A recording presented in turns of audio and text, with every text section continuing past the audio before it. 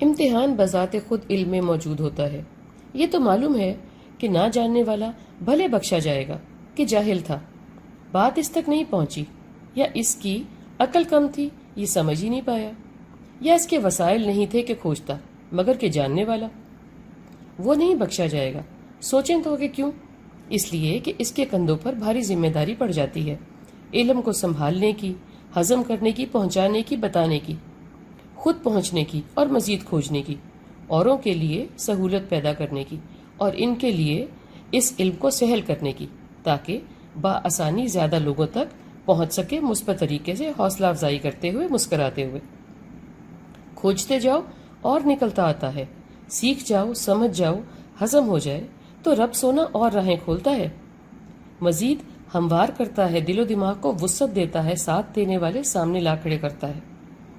اس میں بڑھوتری ڈالتے رہنے کی بھی ذمہ داری کٹھن ہوتی ہے، ہر وقت خود پر دھیان، خود کے اندر باہر پر مثبت نظر بھی اور تنقید بھی، کہ اللہ سونا سیدھے چلائے رکھے، رکاوٹیں کم ہی ڈالے جو عبور ہو سکیں۔ آمین۔ اللہ کی دنیا جتنی وسیع ہے، اس دنیا کا علم بھی اتنا ہی وسیع ہے۔ علم ہوا کا ہو کہ مٹی کا، جسم کا ہو کہ جان کا، دل کا ہو کہ درد کا، میرے ہونے کا، نہ ہونے کا، رب کے اکبر ہونے کا اور میری ناسمجھی کا، اس کی وسعت کا کوئی پیمانہ نہیں۔ علم جب حاصل ہو جائے، کوئی کھڑکی، کوئی دروازہ واہ ہو ہی جائے، کوئی راز، کوئی نقطہ مل ہی جائے، کوئی گتھی سلجھ ہی جائے، کوئی گانٹھ کھل ہی جائے، تو خود کو قابو میں رکھنا اور خود میں سمائے رکھنا اس علم کو، اور خود میں ہی خود کو، اور جھکے رہنا ہی نشانی ہے کہ اوپر والے نے کوئی قطرہ، کوئی تبکہ تب کو بخشا۔ دینے والا اوپر بیٹھا ہے، چاروں طرف بلکہ ہر طرف دیکھ ہی رہا ہے اور بانٹ بھی رہا ہے، سہارنے کی طاقت بھی دے رہا ہے، اور مانگنے کی آرزو بھی، اور کہہ بھی رہا ہے کوئی لینے والا؟ جواب وہی دے گا جو جستجو میں ہوگا، مانگ رہا ہوگا، دل سے، روح سے، جذبات سے، اور بانٹنے کو بھی تیار ہوگا، سہل کرنے کو بھی، علم کو، اللہ سونے کی دین جاننے کو، اور تکبر نہ کرنے کو، اور شکر کی جگہ پہ رہنے کو۔ یہ جاننا اور ماننا بھی ضروری ہے، وہ لے کے تو آزماتا ہی ہے، دے کے بھی زیادہ آزماتا ہے۔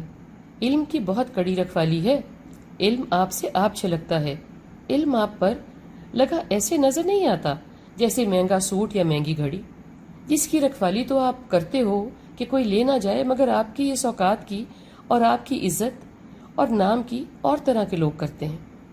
علم اور عمل کی جانکاری اور ہی قوم ہے، مختلف کماش کے لوگ، جن کو اللہ سونے نے نوازا ہوتا ہے، جو مٹے ہوئے ہوتے ہیں، مٹنے کی ایکٹنگ نہیں کرتے، وہ نظر ہی کم آتے ہیں، نظر آ جائیں، آپ ان کو پہچان جاؤ، ان کے پیچھے بھاگو، وہ آپ سے بھاگتے ہیں۔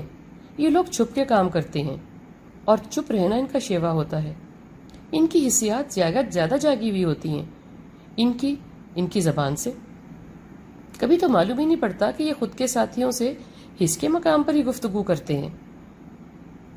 یہ کوئی صوفیانہ کلام نہیں ہے، یہ ایک حساس انسان کی بات ہو رہی ہے جو رب سونے سے جڑا ہوا ہو اور تعلیم پا رہا ہو۔ ہم سب وہیں سے تو پاتے ہیں، ویسے نام کتابوں کا اور استاذوں کا لگ جاتا ہے، یہی نظام ہے اوپر والے کا۔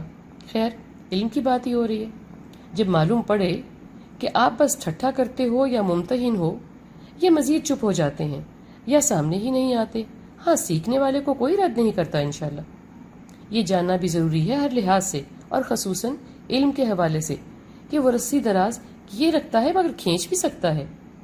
علم ہی امتحان ہے، علم کو لینے کا، ہضم کرنے کا، خود عمل کرنے کا، اور اس میں سے گزرنے کا۔ اس کے بعد آتی ہے باری لوگوں تک پہنچانے کی، اور ان کو گزارنے کی اور گزروانے کی۔ کبھی تو خود کا بھی گزرنا مشکل ہو جاتا ہے، گزروانا پڑتا ہے خود کو، سمجھا بجھا کے، آگے کا بتا کے، نتیجے کی تسلی دے کے۔